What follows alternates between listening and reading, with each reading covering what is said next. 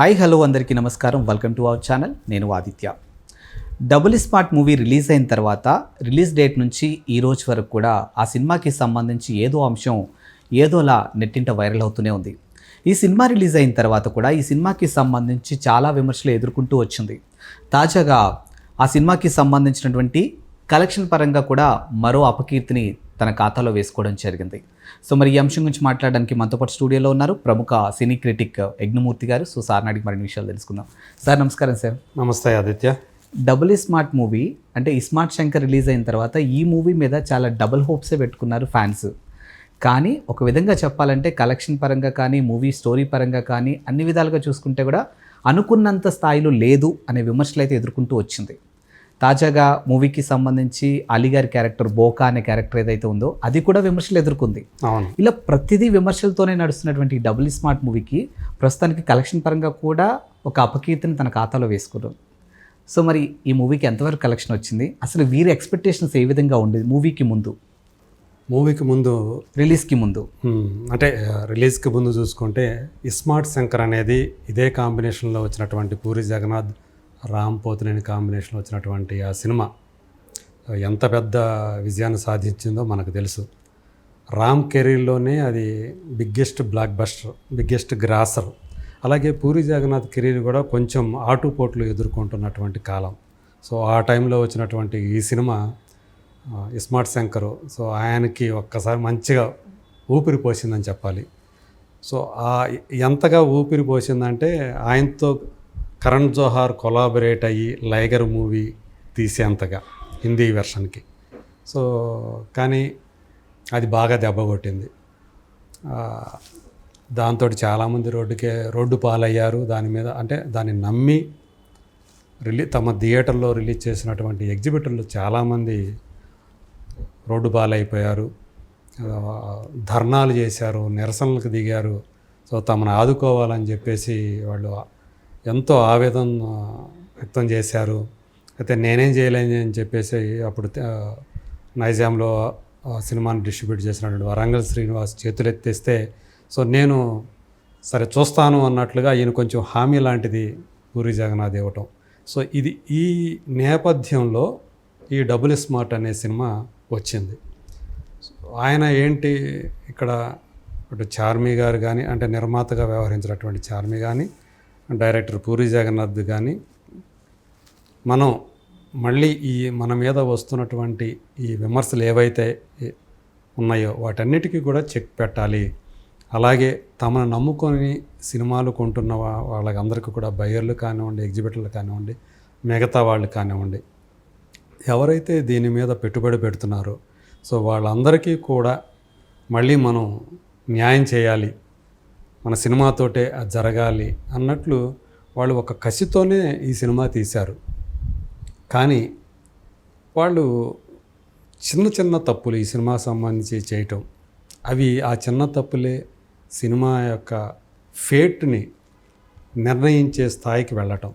అందులో ప్రధానంగా అలీ మీద చిత్రీకరించినటువంటి కామెడీ ట్రాక్ ఆ బోకా అనేది అది చాలా అసహ్యకరంగా ఉందనే ఆ పేరు ఏదైతే ఆ నెగిటివ్ టాక్ వచ్చిందో, ఫ్యామిలీ చూడలేము ఈ సినిమా అనేది వచ్చేసింది. దాంతో ఆ సినిమా కోసం అంటే ఇస్మార్ట్ శంకర్ ఎఫెక్ట్ తోటి ఆ సినిమా చూసిన ఎవరైతే ఉండారో, దాని ఫ్యాన్స్ ఎవరైతే ఉండారో వాళ్ళు కూడా వెనక్కి తగ్గే పరిస్థితి వచ్చింది. సో మొదలైతే Ram fans, Puri Jagannadh fans, iSmart Shankar fans వీళ్ళందరూ మొదట్లో చూశారు.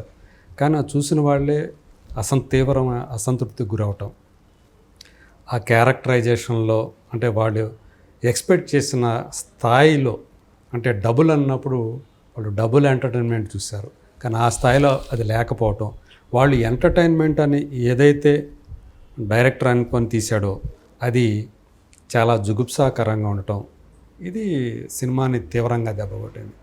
ఏ స్థాయిలో దెబ్బకొట్టిందంటే సినిమా విడుదలకు ముందు అంటే ప్రీ బిజినెస్ వాల్యూ పరంగా 50 కోట్లు పైగా విలువ చేసే సినిమాలు ఏవైతే ఉంటాయో గత 5 ఏళ్ల కాలంలో చూసుకుంటే వాటిల్లో అత్యంత తక్కువ శాతం కలెక్షన్లు సాధించిన సినిమాగా ఒక చెత్త రికార్డుని డబుల్ స్మార్ట్ సంపాదించుకుంది అని చెప్పి ట్రేడ్ వర్గాల వాళ్ళు ఒక సోషల్ మీడియాలో దాని గురించినటువంటి అవి వివరాలు పెడుతూ ఉన్నారు.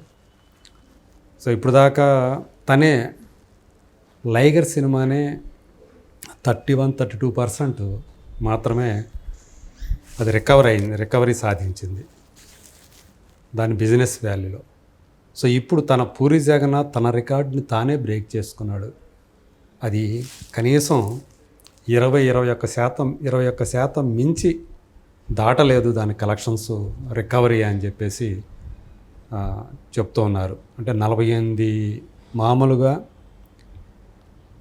ఇక్కడ వరకే చూసుకుంటే మన తెలుగు రాష్ట్రాలు కానివ్వండి, తెలుగు వర్షన్ వరకు మాత్రమే అది 48 కోట్లు. మిగతా హిందీ వర్షను ఇవన్నీ కూడా చూసుకుంటే ఆల్మోస్ట్ 60 కోట్లు ఎంతో చెప్తా ఉన్నారు. సో దానికి పెట్టినటువంటి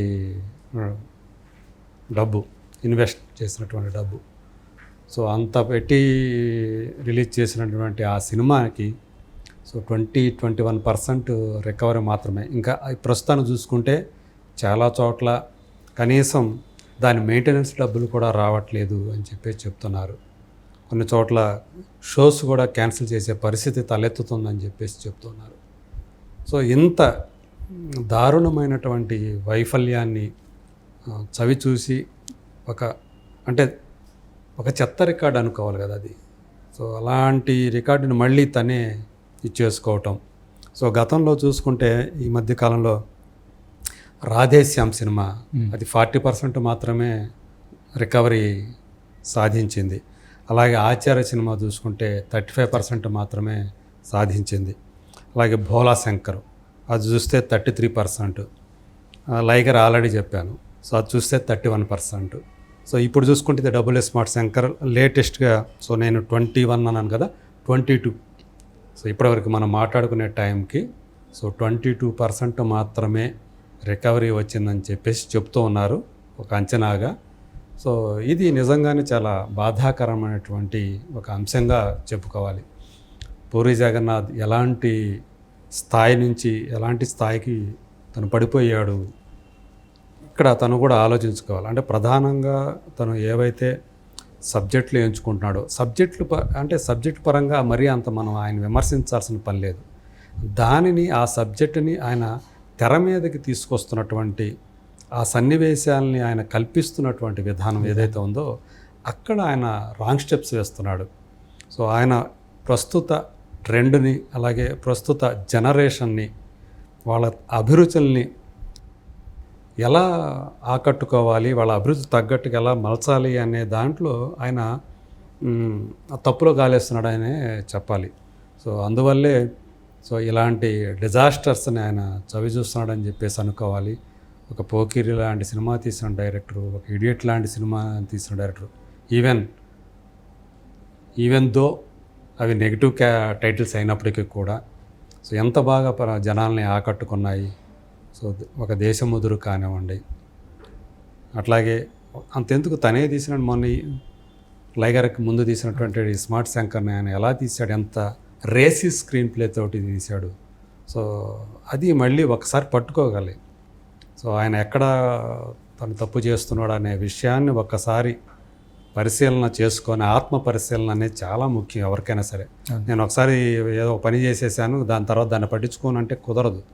సో ఆ పనిని జనాలు ఇక్కడ సినిమా ఇది ఏ విధంగా ఆదరిస్తున్నారు, అలాగే ఏ విధంగా ఎందుకు ఆదరించట్లేదు, ఆదరించకపోయినట్లయితే ఎందుకు, ఎక్కడ తప్పు జరిగింది అనేది పరిశీలన చేసుకుంటే ఆ పొరపాట్లు మళ్ళీ జరగకుండా తర్వాత సినిమాలకి అవి మళ్ళీ అంటే పునరావృతం కాకుండా చూసుకొని ఒక మంచిగా తీయడానికి అవకాశాలు ఎక్కువగా ఉంటాయి.